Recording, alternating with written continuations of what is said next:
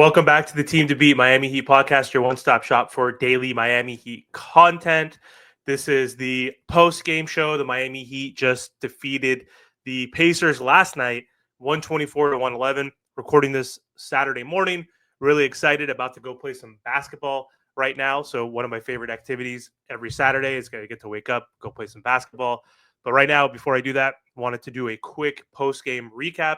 Miami Heat played against the Pacers on the road in the second game of the silly in-season or mid-season tournament, whatever the hell it's called. And this was a good game. The Miami Heat needed this win desperately. They didn't have Jimmy Butler. And so the Miami Heat had to rely on a few players, and one of them finally stepped up and had his probably best game of the season, honestly, or maybe second best statistically. But Bam Adebayo played very well tonight, thankfully, and the Miami Heat were able to win a game on the road, which they're better at winning on the road, which is frustrating this season. And they're 5-6 now, so they got back on track, and they won by 13 points, which we very rarely see the Miami Heat win by double-digit points. But either way, good game for the Miami Heat to get back in the winning column. Bam Adebayo, like I mentioned, player of the game. First half was kind of slow, had only 8 points, but second half he erupted for 22 points. He had 30 points overall, 11 rebounds, 7 assists, 10 for 17 from the field. So finally an efficient game. 2 for 3 from three. He hit back-to-back threes in the third or fourth quarter. I can't remember exactly. 8 for 9 from the free throw line. So that's good. He only missed one free throw. He picked that up. And then he had 5 steals. So 30, 11, 7, and 5. He was the third Heat player, I believe, to ever have numbers like that, where it's 30, 10, 5, or 5. So big game from Bam Adebayo. He helped carry this Miami Heat team in the second half.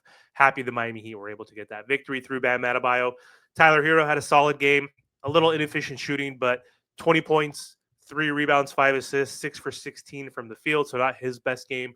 Still was able to give you 20, which was needed.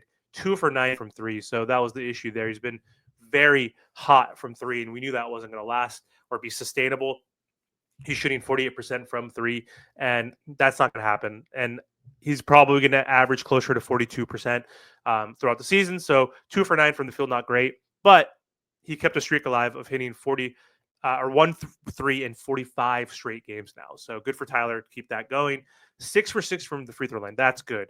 He averages like 2.5 or something over his career. He needs to double that easily if he wants to be able to sustain being a 25-point per game scorer. So 6 for 6, huge for Tyler. 4 turnovers, needed to clean that up. So not his best game, but overall still impactful, helped us win. The other player that I love, I want to shout out Haywood Highsmith. Since he's been inserted in the starting lineup because of injuries, he has been really good, and I hate Spo's small ball philosophy. It's been frustrating as we've been one of the worst rebounding teams in the last 4 or 5 years because we've been small. Haywood coming in and Jovic off the bench has been a big upgrade for this team. And I know Jimmy's out, so that's going to shake up the roster again when he comes back. But Haywood has been really good over the last few weeks. And in 25 minutes, he scored 14 points, 1 rebound, 1 assist, but he was 6 for 6, perfect from the field, 2 for 2 from 3. He had 1 steal, 0 turnovers. Like, he is just a perfect fit for that role. Only issue is he's 6'5", but he does have like a 7-foot wingspan or something crazy. And so that does help. He's our best defender by far. Always in the passing lanes, always doing great, like guarding the best player, point of attack defender, good rotational defender. It's just he's 6'5". That's the only problem. Like, I wish he was like 6'8", 6'9", like Kevin Love, and that would be huge. And I would say he would be automatically in the starting lineup if he was 6'8", 6'9". But the issue is he's small. Heat fans don't like that. I don't like that personally, but I think you need to do it. Honestly, the Heat look better with him out there, just because Terry and Tyler aren't the best defenders. They're not plus defenders. So Haywood, huge in the starting lineup once again. Terry Rozier, was okay.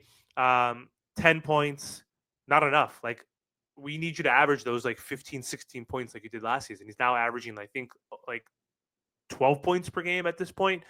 On on really bad field goal percentage numbers and 3-point numbers. So he had 2 rebounds, 2 assists, 4 for 9 from the field, so not horrible. Better than like the 4 for 14 or 4 for 12 that he's been shooting lately. 1 for 4 from 3, which is not great, only 25%.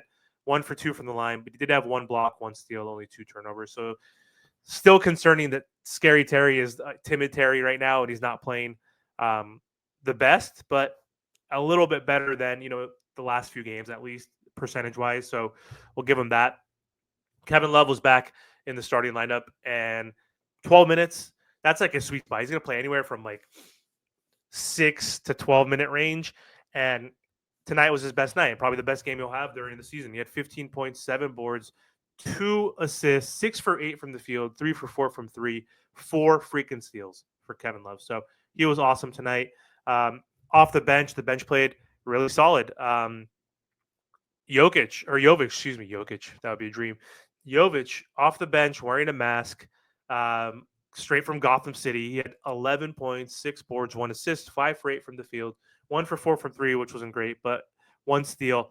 He looks more comfortable off the bench. He has a better role coming off the bench where he can play more in transition, where he doesn't have to just spot up and stand in the corner and provide spacing for Jimmy and Bam. So I like him off the bench. He played 30 minutes. He looked pretty good. Jaquez early on scored most of his points, I believe, in the first half. 10 points, 3 rebounds, 5 assists. He was 4 for 6 from the field, 2 steals. So he was really solid getting into the paint, obviously displaying that amazing footwork, and he looked good. Jay Rich, I still don't know why he's playing 25 minutes. It's like absurd. 2 for 7 from the field, 2 for 5 from 3. He had 6 points, 1 rebound, 2 assists, 1 steal, 1 turnover. I'm not loving the Jay Rich minutes. Like, why is he playing 25?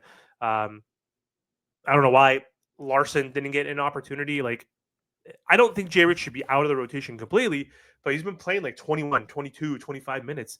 Like, give Jay Rich like 10 and give the rest of those minutes to Pele. Like, I choose Pele off the bench over Burke. Sorry. If I had to choose between the two, I'd rather have him get the repetition to experience the minutes. But I also still would rather have Burks over Jay Rich. Like, he's just been super inefficient. I just don't understand why Spo still trusts him. Burks has been shooting lights out like when he gets an opportunity. Pele has been kind of a Swiss Army knife all over the place, getting you rebounds, playing great defense, hitting some open threes, getting to the free throw line. Like, I'd rather see Pele play. That's like my only concern right now. Or that's not my only concern with this Miami Heat team, but that's one of the concerns is that Jay Rich is getting those minutes and Pele is not. But either way, the Miami Heat get back in the winning column, and they are going to play the Pacers once again. Quickly looking at the standings, so the Miami Heat are now 6th in the East at 5-6. They are they're 1.5 games or 2 games behind the Magic for the 3rd seed. So the Magic are 8-6 without Paolo too. They're the 3rd seed at 8-6. Knicks are 6-6. So the Heat are they're half a game from the 4th seed. About a game away from the 3rd seed. So it's tight in the East. It's super early. Things can change. Things will change.